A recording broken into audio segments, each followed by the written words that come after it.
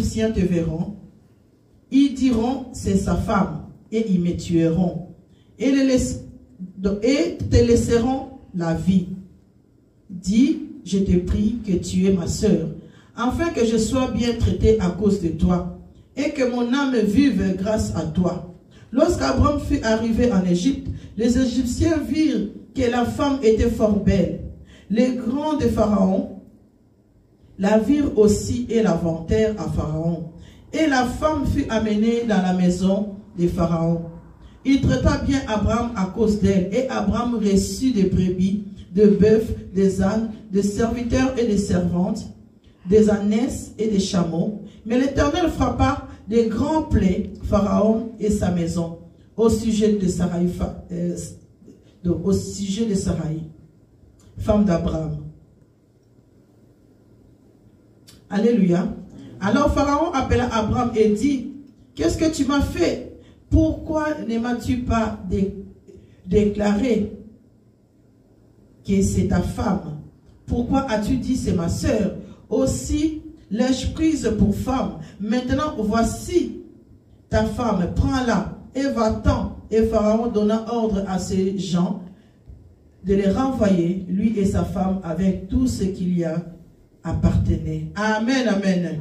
Et bien aimés, si nous regardons donc la semaine passée, donc dimanche passé, donc nous avons vu que Abraham a dressé l'autel. Dieu lui avait parlé. Donc il lui a dit, quitte ton pays, je te bénirai. Abraham a pris sa femme et tout ça, ils sont partis. Mais notre attention, c'était plus qu'Abraham a écouté. Il a écouté la voix de Dieu. Il a obéi à la parole de Dieu. Il a dressé un autel. Et dimanche passé, donc on avait plus expliqué comment bâtir l'autel de Dieu. Amen. Hein? Comme il y a plusieurs autels que le monde peut aussi bâtir, il y a les autels que Satan bâtit aussi sur notre corps, sur un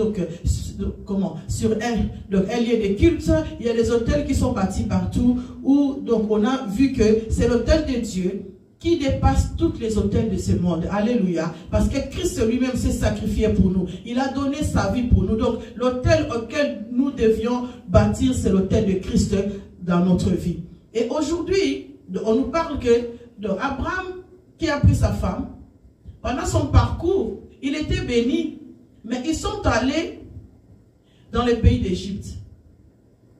Lorsqu'ils sont arrivés là-bas, dès l'entrée, Abraham a pensé de dire à sa femme Sarai, qui était très belle de figure, comme la Bible le dit, il dit, lorsqu'on va arriver là-bas, ne dis pas que tu es ma femme. Alléluia. Dis que tu es ma soeur. Mais bien aimé, ça c'est les pensées de l'homme. L'homme a toujours des pensées tortueuses. Alléluia. L'homme, même quand les choses bien ne sont pas encore arrivées, l'homme voit toujours le mal. Il voit toujours que non, ah non, si tu vas là-bas, quelque chose de mal va t'arriver. Comment? Abraham, il n'était même pas entré. Mais pour lui, comme il avait une femme qui était belle à côté de lui, que là-bas, ils vont prendre sa femme, ils vont le tuer. Combien de fois, mes bien-aimés, nous avons des pensées négatives? Combien de fois, mes bien-aimés, tu es en train de faire quelque chose, mais pour toi, tu dis que non, je sais que ça n'ira pas.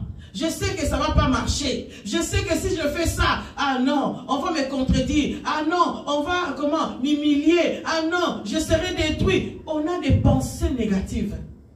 Et les pensées que nous avons contribuent à l'avenir des choses que nous vivons aujourd'hui. Alléluia. Parce que l'homme est seulement le reflet de ses pensées. Si tu penses que, ah, moi je vais devenir un grand homme, tu vas tout faire dans ta vie pour devenir un grand homme. Alléluia. Mais si tu penses que tu es un vaurien, les choses que tu vas faire, ça va te conduire aussi, que tu seras aussi un vaurien. Même si toi tu ne le vois pas, les gens qui vont te regarder, tu vas refléter l'image d'un vaurien. Alléluia. Parce que ce sont tes pensées qui vont faire l'homme auquel tu es ou la femme dont tu es. Et ici, Abraham a jugé, bon, déjà donc dès le début, tu rentres dans un pays, tu rentres directement avec des pensées négatives. Tu rentres directement avec des mensonges. Or que Dieu dit, le père des mensonges, c'est qui? C'est le diable. Donc il a déjà mis le diable devant lui. Même si nous le savons que quand même, donc à l'époque, ils se sont mariés quand même, ils étaient quand même sœurs. Alléluia. Parce que si tu lis bien la Bible, c'est la vérité. Abraham a épousé Sarah qui était quand même de la même famille. Alléluia. Maintenant, ils sont déjà mariés. Mais le fait de dire que, dit que tu es ma soeur, ça veut dire qu'on n'est pas mariés. Alléluia. Donc là, il est en train de casser cette union que Dieu avait déjà fait. Donc il rentre là, et comme par hasard, dès qu'ils arrivent, voilà, tout le monde dit, ah, elle est une belle femme, hein, une belle femme, une belle femme. Et la nouvelle s'est répandue en Égypte. Ah, il y a quelqu'un là-bas qui est arrivé, sa femme, elle est canot, et la femme est là. Mais bien aimé, là, Abraham peut dire, comme nous, si je me mets à sa place, je me disais, voilà, ce que j'ai pensé, c'est arrivé, j'avais raison, que dès qu'on va arriver là-bas, tout le monde va croire que comme toi tu es belle, ils vont seulement te prendre toi. Qui te dit? La beauté, mes bien-aimés, n'est que vanité. Alléluia. On regarde la personnalité de la personne. Même si c'est vrai que dans ce monde où nous sommes, les gens sont attirés par des bling-bling. Les gens sont attirés par tout ce qui brille. Mais ce n'est pas ça qui fait l'homme. Alléluia. Ce n'est pas ça qui fait l'homme. Ou même quelqu'un, il est là, il dit, ah Seigneur, Seigneur, sans toi je suis rien. Si tu les fréquentes, tu dis, mon Dieu. C'est ça la personne que moi je croyais, enfant de Dieu. Il se comporte comme ça. Alléluia. Oui. Parce que beaucoup, nous regardons seulement de loin. Ah non, cet homme-là, il prie. Hein? Et cet homme-là, il aime vraiment Dieu. Est-ce que lorsque tu vas l'approcher, est-ce que son caractère va refléter Christ dans sa vie? Est-ce que vraiment la personne là craint Dieu? Est-ce que vraiment la personne là marche dans la crainte de Dieu? Sa façon de parler reflète la vie de Dieu ou pas? Alléluia. Nous devons poser cette question-là. Et Abraham, lui, avait déjà calculé. Il dit, si tu mens, parce que c'est un mensonge, il dit, si tu mens, je vivrai à cause de toi. Donc on me laissera en vie. Effectivement. Parce que le diable est tellement rusé. Quand il met quelque chose en place, il met tous les moyens pour que ça s'accomplisse. Alléluia. Mais laisse-moi te dire que Dieu est au-dessus de tout nom. Il peut contrer tous les plans de l'ennemi. Ici, Abraham avait tout prévu. Et lorsque les gens ont été dire à Pharaon, il dit, ah oui, il y a une femme belle qui est là-bas. Pharaon dit, amenez-les. C'est normal. Si on te vend partout, on dit que c'est toi le millionnaire, comment, de la ville de Charleroi. Effectivement, que le bourgmestre de Charleroi voudrait quand même te voir. N'est-ce pas? Donc, on a pris la femme. Et ici, donc, on ne nous détermine pas les années. Mais on voit bien que Pharaon est sorti avec Sarah, la femme d'Abraham. Alors, je me suis posé la question en les lisant. Abraham, n'était-il pas jaloux? Parce que maintenant, donc, moi je sais que quand tu prends la femme de quelqu'un, on te tue. Hein? L'homme est là, il aura la rage. Mais Abraham donc, a accepté qu'on puisse prendre sa femme comme épouse chez quelqu'un parce qu'il était roi. Et lui, il était là tranquille et il regardait comment sa femme sortait avec donc Pharaon. C'est pas normal. Alléluia. Pourquoi? Parce qu'on lui a donné des biens. Parce que Pharaon l'a bien traité. Il lui a donné des brebis, des ânes, de tout ce qu'il avait, tous les biens. Comme il avait, comment? La famine. Abraham a accepté tout cela. Combien de gens n'ont pas vendu leur âme à cause du bien de ce monde? Combien de gens n'ont pas vendu leurs enfants? Il y a des parents qui disent aux enfants, non, sors avec cet homme-là. Ne regardez pas sa beauté, ne regardez pas comment il est, mais regarde seulement l'argent.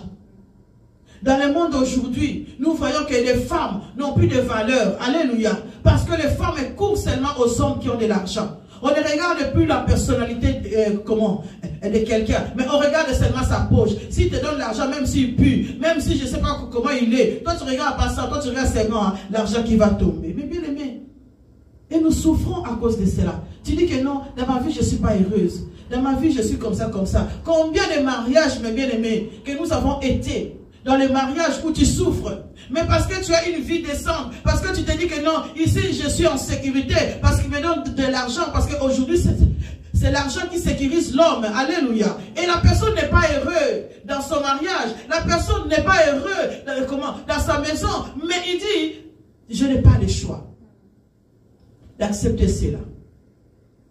Et Abraham, à cause de l'argent, à cause du bien qu'on lui a donné, il a accepté de laisser sa femme chez quelqu'un d'autre. Abraham a tué cette intimité qu'il avait avec sa femme. Et donc on nous dit, si j'ai une bonne mémoire, où on parle du mariage, je pense que c'est dans le livre des Romains, auquel Dieu parle du mariage, il nous dit que s'il y a une infidélité, on peut divorcer. Alléluia. C'est le seul truc que Dieu permet aux enfants de Dieu lorsque tu es marié. Nous ne pouvons pas nous séparer. Mais lorsqu'il y a infidélité, on peut divorcer. Alléluia. Si tu ne veux pas pardonner à ton conjoint, tu peux divorcer. Mais ici, on voit qu'Abraham, lui, il a laissé sa femme vivre avec un autre homme et il regardait cela des années et des années. Parce que pour qu'il puisse avoir des brebis, des servants, des serviteurs et tout ça, ça veut dire que ce n'était pas une histoire d'un jour. Alléluia. Ce n'était pas une histoire d'un jour. Et il a regardé cela. Et aussi les femmes, mes bien-aimés. Là, je m'adresse maintenant aux femmes. C'est vrai que Dieu nous dit, femmes, obéissez à vos maris. Alléluia. Est-ce qu'il faut obéir aux choses qui vont t'amener dans la perdition? Est-ce qu'il faut obéir aux choses qui vont désapprouver ta foi envers Dieu? Est-ce que tu n'as pas une bouche pour dire à ton mari que non, là, ce que nous sommes en train de faire, ce n'est pas bien? Est-ce que tu ne peux pas conduire ton mari dans la voie de Dieu?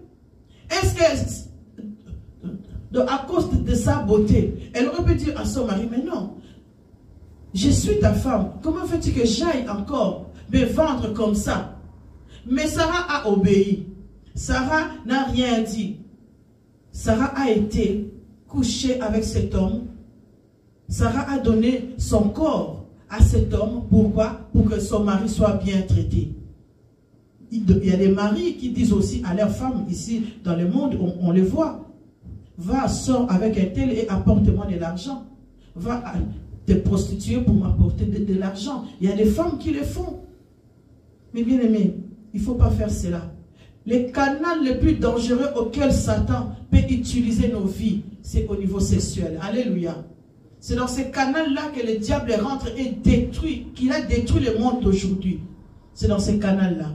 Alors le corps, c'est pour ça que Dieu nous dit, notre corps est le temple du Saint-Esprit. Ce corps doit être saint. Alléluia. Ce corps doit être protégé. Beaucoup de choses aujourd'hui que nous sommes en train de vivre, c'est à cause de nos relations. Les relations que nous avons tenues dans nos vies, c'est les conséquences de ce que nous sommes en train de vivre aujourd'hui. Tu as tissé des relations avec des amis qui étaient de mauvaises personnes. Leur réputation était mauvaise, mais toi tu t'es mis avec eux. Et aujourd'hui tu vis, quand tu passes, quelqu'un te dit, ah celui-là c'est un mauvais garçon. Ok, toi tu n'es pas un mauvais garçon. Mais le fait que tu t'es mis avec des personnes mauvaises, alléluia, on te qualifie de la même chose. Donc une femme peut-être, il est, sérieuse. Mais le fait qu'ils soient mis avec des femmes prostituées ou des femmes qui ont de tête à l'air, on va te qualifier aussi de tête à l'air. Mais or que en toi-même, tu fais peut-être des choses que tu n'aimes pas. Peut-être que Sarah, on ne sait pas que Sarah non plus, peut-être qu'elle n'aimait pas ce qu'il faisait. Mais parce qu'elle devait se soumettre à son mari, alors elle a fait. Attention aux maris, attention aux femmes qui mènent leur maison dans la perdition. Parce que l'Éternel le frappera. Alléluia. Et ici, on voit que Pharaon était heureux de trouver une belle femme, d'être avec une femme qui devait tout lui donner par sa beauté, par tout. Et Abraham était aussi heureux. Mais est-ce que Dieu avait approuvé cela? Est-ce que ce que tu fais, Dieu approuve cela? Parce que si Dieu avait approuvé cela, parce que Abraham, on a vu que Dieu lui avait parlé, quitte ton pays, je te bénirai. Alléluia. Est-ce que la bénédiction qu'Abraham a eue, c'était de la bonne bénédiction? Abraham avait déjà dressé l'autel comme on avait dit, parce que Dieu lui a apparu. Il a obéi à la parole de Dieu. Mais il a été menti pour avoir une bénédiction. Or que lui, il sortait d'une famille quand même riche. Alléluia. Il n'était pas pauvre. Son père n'était pas pauvre. Mais le mensonge est entré pour détruire la bénédiction auquel l'Éternel avait prévu. Combien de fois dans nos vies, mes bien-aimés, nous détruisons les plans de Dieu dans notre vie. À cause de nos décisions, à cause de nos mensonges, nous détruisons les plans de Dieu dans notre vie. L'Éternel t'a placé quelque part, il sait qu'il va te bénir là. Mais toi, tu as les yeux qui tournent, qui tournent, qui tournent. Tu veux aller, donc, je ne sais pas où. Et tu casses le plan de Dieu dans ta vie. Parce que tu ne demandes pas la volonté de Dieu. Parce que tu ne demandes pas, Seigneur, où veux-tu que j'y aille? Que veux-tu que je fasse? Seigneur, où veux que je sois? Et que Dieu puisse te parler. Et Dieu n'était pas content de la décision qu'Abraham avait prise. Il a frappé Pharaon de grands plaies. Oui, mes bien-aimés. Aujourd'hui, on se plaint, on se dit, ah oui, je ne suis pas bien. Eh oui, je suis tout le temps malade. Ah oui, il y a ça qui va. Quelqu'un me disait une fois qu'il avait téléphoné à un prophète. Il lui a dit, ah oui, non, il ne m'avait pas dit, c'était une émission que j'ai suivie. Donc la personne a téléphoné au prophète pour dire, ah, il faut prier pour mon père, parce que mon père, il a un cancer de prostate. Et tout ça. Alors il dit, vraiment, il faut prier, parce que dans la famille, on est en train de prier et tout ça, vraiment, prophète. Je sais que c'est toi, et si tu pries, vraiment, comme tu fais des miracles sur Internet, je le vois. Alors si tu pries, mon père sera guéri. Le prophète lui a demandé le nom de son père. Donc, il lui a donné, mais nous, on n'avait pas entendu ce nom. Il dit, donc, je ne vais pas le dire. Donc, il a écrit. Et puis, il dit, ah, ton père, c'est pas le tel que je connais là. Et il dit, oui, c'est lui. Il dit, ah, mais non. Il dit, non, je ne vais pas prier pour lui. Il dit, comment ça? Il dit, oui. Lui qui a saccagé toutes les femmes de cette ville. Et tu veux que moi, je prie pour lui parce que maintenant, il a le prostate. Ce sont les conséquences de ses péchés. Alléluia. Et moi, j'ai tellement ri quand je regardais cette émission. J'ai tellement ri. Il dit, non, je ne vais pas prier pour lui, ce sont les conséquences de ses péchés. Il avait combien de femmes? Plein de femmes. Et la fille, d'ailleurs, la fille disait, il dit, mais oui, c'est vrai que nous sommes de la première femme. Il y a eu 3 femmes, 4 femmes. Et mon père a eu plein d'enfants. Ce sont les conséquences de nos péchés. Alléluia. Oui, aujourd'hui on vient à l'église, on dit non, prie pour moi, et ça va, ma vie ne va pas. Est-ce que tu t'es assis, tu t'es regardé, comment tu as marché de ta vie? Tu as regardé ta vie de tout ce que tu as fait jusqu'à aujourd'hui. Est-ce que tu as gardé les principes de Dieu dans ta vie? Dieu nous pardonne de nos péchés et il oublie, c'est vrai. Mais il y a des conséquences qui continuent à nous suivre. Alléluia. Tu as épousé un voleur. Ou tu contribues à quelqu'un qui va voler, qui va te vendre des choses. Tu contribues donc à tout ça. Ça veut dire que toi aussi tu es complice avec la personne. Et après, quand les choses ne vont pas dans ta vie, tu te dis, ah Seigneur, pourquoi tu m'as abandonné? Est-ce que tu as regardé ce que tu as fait? Tu as regardé ta marche avec Dieu? Pharaon, quand nous regardons bien ici, donc il était un tout petit peu innocent. Alléluia. Parce qu'on lui a menti. Lui, il a vu une belle femme. Il a dit, ah, son mari, il dit, non, c'est ma soeur. La femme dit aussi, c'est mon frère. Donc lui, il dit, ben voilà, si la femme est libre, moi je les prends. Alléluia. Combien de fois, mes bien-aimés, tu n'aimais pas cet homme? Tu n'aimais pas ce travail-là, mais c'est ton père, c'est ton frère, c'est ta grande soeur, c'est ton grand frère qui t'a poussé à le faire. Fais-le, mais ce n'était pas ton choix. Alléluia. Combien de femmes qui sont aussi ne fonctionnent pas? Ils subissent des choses bizarres, mais ils sont et disent, mais non, si je lâche, ma famille sera fâchée.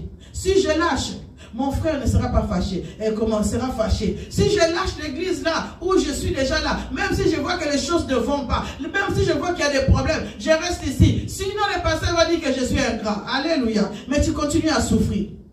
Tu vois que ta vie n'évolue pas. Mais toi tu dis non, moi je reste là parce que je suis fidèle. Alléluia. Est-ce que tu t'examines? Est-ce que tu t'assis, tu te dis, mais ma vie, je regarde mes enfants, la façon dont mes enfants se comportent aujourd'hui. Est-ce que je n'ai pas été une occasion de chute pour eux? Alléluia. Chacun de nous, mes bien-aimés, doit se poser des questions. Parce que quand je lis ce verset, j'étais comme ça, je dis, Seigneur, ici, c'est vraiment une bonne leçon pour nous les chrétiens. Alléluia. Amen. Nous devons vraiment nous examiner dans tout ce que nous faisons. Donc, Pharaon était frappé des maladies auxquelles il n'avait pas demandé. Dieu l'a frappé de grands plaies. Et il a dit, mais qu'est-ce que j'ai fait? Je ne savais pas que cet homme, heureusement, par l'amour de Dieu, Dieu comme il savait que Pharaon était quand même innocent, il n'a pas tué. Alléluia. Il n'a pas tué, il a frappé de grands plaies. Mais quand il a compris que les problèmes ont commencé à arriver dans sa vie et il s'est examiné, il a été chercher Abraham. Qu'est-ce que tu m'as fait? Alléluia. Qu'est-ce que tu m'as fait? Pourquoi tu ne m'avais pas dit que c'était ta femme? Regarde, aujourd'hui, ma vie ne va pas. Mais bien aimé, il faut se poser les questions. Ton ami qui te conseille mal, et tu vois que les choses ne vont pas, mais tu lui dis, mais pourquoi tu m'as dit ça? Pourquoi tu m'as laissé faire ça? Et nous, parfois, on se dit, mais non, je ne dis rien. Oui, c'est vrai. Le silence est la meilleure des choses pour régler aussi les problèmes. Alléluia. Mais, tout le temps, rester silencieux, ça ne va pas non plus. Quand les choses ne vont pas, parfois il faut mettre les points sur les i. Alléluia. Tu dis non, ici ça ne va pas. Ici je n'accepte pas. Que ce soit ton mari, ta femme, les enfants, je ne sais pas qui, même les parents, même les enfants ont le droit de parler à leurs parents avec respect. Alléluia. Tu viens, tu dis non papa, la façon dont tu te comportes maman, la façon dont tu te comportes avec nous, ça ne va pas. Nous te prions s'il te plaît. Une mère ne peut pas se comporter comme ça, avec humilité. Mais si tu viens pour commencer à... Surtout chez nous les Africains, ils n'aiment pas que les enfants parlent. Les enfants chez les Africains n'ont pas le droit de parler. Quand papa dit tu t'étais, quand maman dit tu t'étais, tu n'as pas le droit de répondre, tu n'as pas le droit de... L'enfant a le droit de parler avec respect. Alléluia. Parce que c'est par la bouche des enfants que Dieu parle aussi. Dieu peut parler dans la bouche des enfants. Donc, nous sommes là à collaborer. La communication est très importante dans une famille. Et nous allons lire ici, donc on va aller encore lire dans le livre de Genèse, encore, je crois, au chapitre Genèse 20.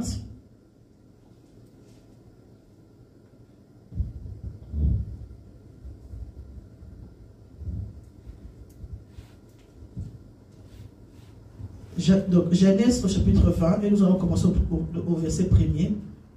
Abraham partit de là pour contrer du Midi. Il s'établit entre Kédès et Shur et fit un séjour à Guérar. Abraham disait de Sarah, sa femme, c'est ma sœur. Abimelech, roi de Guérar, fit enlever Sarah. Alors Dieu a apparu en songe à Abimelech pendant la nuit et lui dit, voici, tu vas mourir à cause de la femme que tu as enlevée, car elle a un mari. Abimelech, qui ne s'était point approché d'elle, répondit, Seigneur, ferais-tu périr même une nation juste? Ne m'a-t-il pas dit, c'est ma sœur? Et elle, n'a-t-elle pas dit, c'est mon frère? J'ai agi avec un cœur pur et avec des mains innocentes. Dieu lui dit, en songe, je sais que tu as agi avec un cœur pur. Aussi t'ai-je empêché de pécher contre moi. C'est pourquoi je n'ai pas permis que tu la touchasses. Maintenant, rends la femme de cet homme, car il est prophète. Il priera pour toi et tu vivras. Mais tu ne la rends pas, sache que tu mourras, toi et tout ce qui t'appartient. Alléluia. Amen.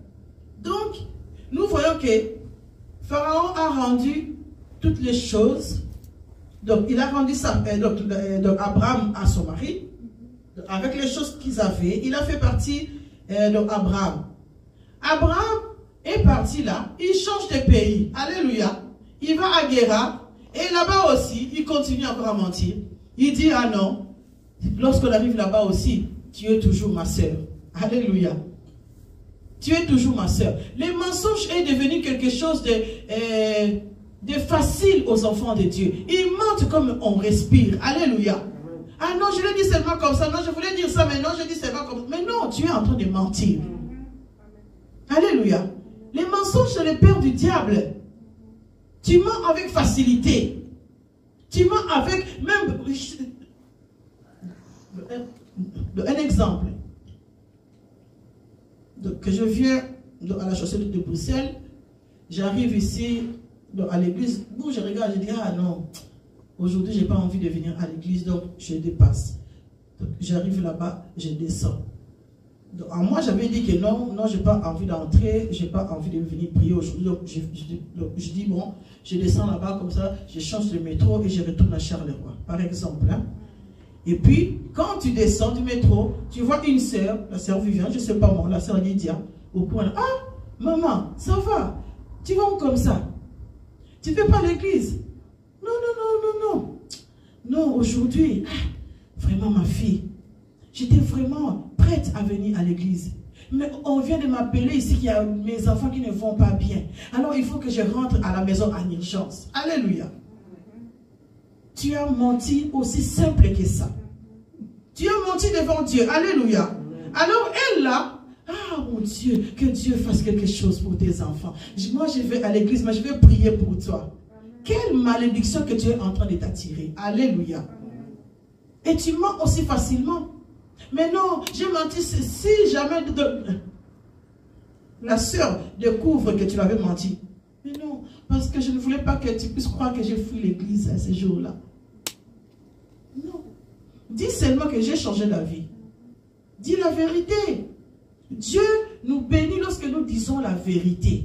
Amen. Ici, on voit que Abraham a continué avec ses mensonges. Il va à Guéra, il dit encore la même chose. Alors Abimelech, il dit, ben oui, c'est une femme qui est libre, je les prends.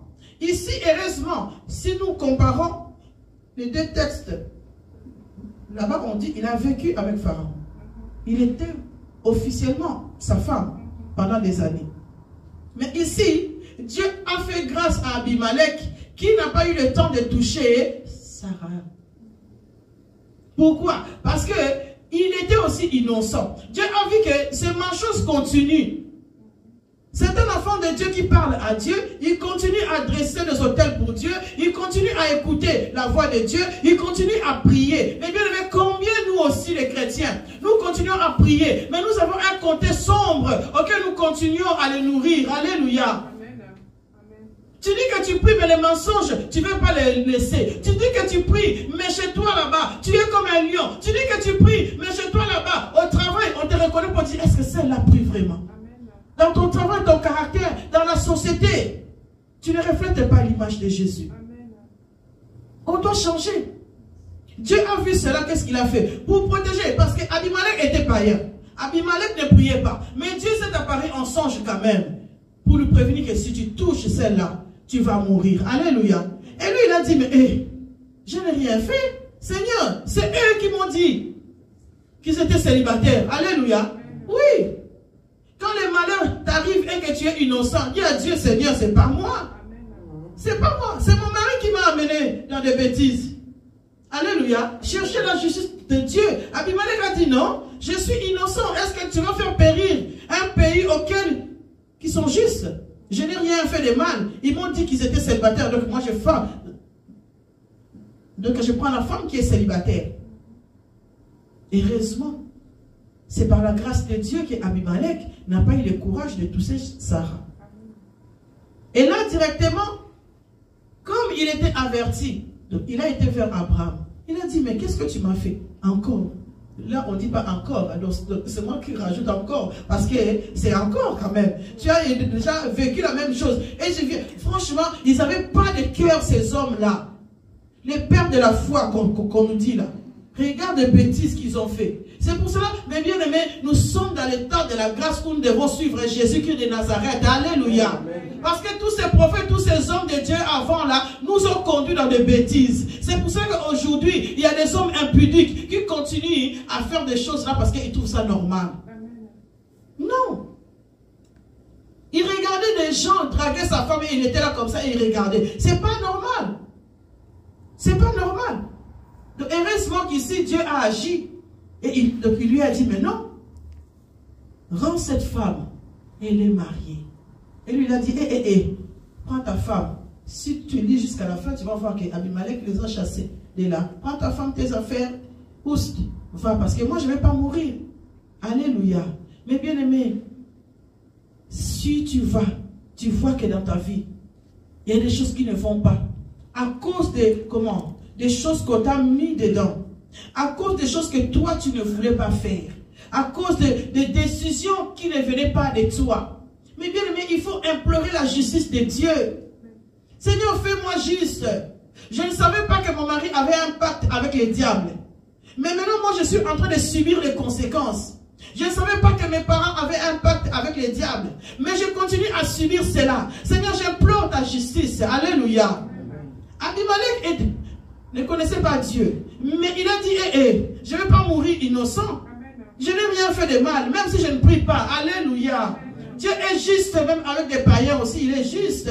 Si un païen se repentit devant Dieu, Dieu va l'écouter. Il écoute aussi la prière des païens. On ne dit pas seulement que si toi tu pries et que tu continues à faire des bêtises, Dieu va toujours t'honorer. Non.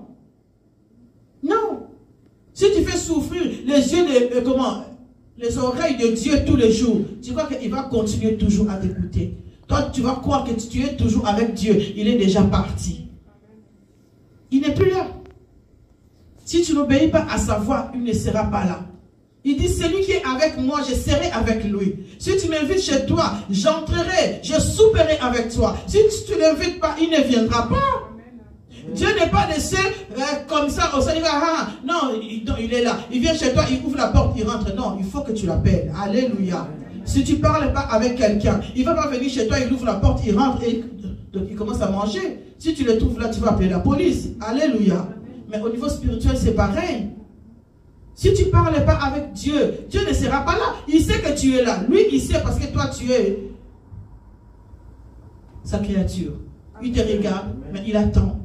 Il attend que tu lui parles. Il attend que tu l'appelles. Il attend que tu dis, papa, je suis là. Il attend. Il est là. Et si tu ouvres la porte, ça veut dire ton cœur. Tu ouvres ton cœur, il rentrera. Il soupera avec toi. Alors, mes bien-aimés, refusons vraiment de souffrir à cause des choses que tu n'as pas fait. Ah oui, ce matin, il faut refuser de souffrir à cause des choses que tu n'as pas fait, à cause des relations que toi, tu n'es même pas au courant, des décisions que tes parents ont prises, tu n'étais même pas là. Mais aujourd'hui, tu continues à subir les conséquences. Il faut refuser. Et aussi, demander pardon à Dieu de tout ce que toi-même tu as engendré dans ta vie. Le premier ennemi de ta vie, c'est qui? C'est toi-même. Celui qui détruit sa vie, c'est soi-même. Ah non, parce que mes parents n'ont pas voulu. Mais non. Est-ce que toi, si ton parent, je sais pas moi, tes parents t'ont dit quelque chose, va te prostituer. Si toi, tu ne le veux pas, tu vas souffrir parce que ça serait une torture dans la maison. Mais c'est ton avenir que tu es en train de préparer. Alléluia. Tu vois ton avenir, comment? L'avenir de demain se prépare aujourd'hui. Si aujourd'hui nous sommes ici dans cette église, parce que nous l'avons préparé il y a longtemps. Alléluia. Nous l'avons préparé dans les prières et le Seigneur nous a fait grâce. Voilà pourquoi, mes bien-aimés, si tu sais en toi, en écoutant ces paroles, tu sais que tu n'as pas marché comme il faut. Tu sais qu'il y a des choses que tu n'as pas fait ou tu as fait qui t'a rendu malheureux aujourd'hui. Répands-toi. Répands-toi. Si tu continues encore, malgré que tu es chrétien, tu mens comme tu respires, demande pardon à Dieu. Demande pardon à Dieu. Sinon, tu ne rentreras pas dans le royaume des cieux. Sinon, ce jour-là, tu arrives devant Dieu, tu te dis encore, ah Seigneur, moi j'ai prié tous les jours, tous les jeudis, tous les mardis, à la gloire de Dieu, et tu ne veux pas que je rentre. Non, Dieu va te dire, mais je ne te connais pas. Alléluia. Parce qu'il y avait un mardi que tu n'étais pas quand même là. Pourquoi tu me dis tous les mardis? Il y avait un mardi que tu n'étais pas là. Alléluia. Amen. Dieu est juste. C'est comme un disque que Dieu est en train d'enregistrer notre vie, tout ce que nous faisons. Les jours où nous verrons, ça va tourner. Dieu va nous montrer comment nous étions ici en bas. Comment tu t'es comporté. Et de là, c'est la parole de Dieu qui va nous juger. Alléluia. Cherchez premièrement le royaume des cieux, mes bien-aimés. Et toutes les choses nous seront données par-dessus tout. Parce que Dieu est fidèle.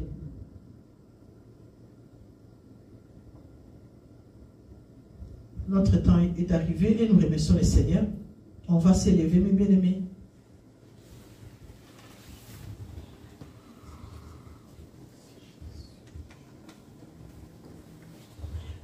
Je sais que parfois, quand la parole arrive, ça nous attriste. On se dit, ah, c'est vrai que j'ai menti ce jour-là. Maman, lui aussi, il a dit ça. Ah, ça m'a attristé le cœur. Alléluia. Mais si Dieu a voulu que nous puissions parler de ça aujourd'hui, Dieu sait pourquoi. Il veut te sauver. Alléluia. Alors ne résiste pas.